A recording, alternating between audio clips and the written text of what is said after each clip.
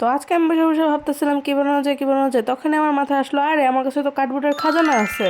তো খাজানা খুলে নাড়াচাড়া করার পরে আমি পেয়ে গেলাম দুটো কার্ডবোর্ড, যেটা দেখে আমি প্রথমে বুঝে ফেলেছিলাম যে আমার কি বানাতে হবে। তো আমি প্রথমে একটা কার্ডবোর্ডের টুকরা নিয়ে এটার ভিতরে হাফ লাভ এঁকে নেবো, আর এই হাফ লাভের মাপ অনুযায়ী আমি এটাকে খুব সুন্দর করে কেটে নেব।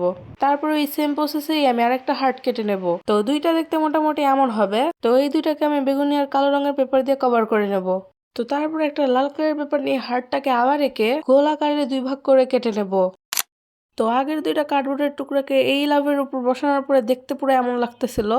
তো তারপরে আমি আমার বাজে হ্যান্ডরাইটিং দিয়ে বেস্ট ফ্রেন্ড লিখে এটার উপর বসায় নিতেছি। তো এটা দেখতে অনেক বেশি ফাঁকা ফাঁকা লাগতেছিল, যার কারণে আমি এখান থেকে একটা আমার পছন্দের স্টিকার নিয়ে এটাকে হাফ কাট করে এটার ভিতর বসায় দিব।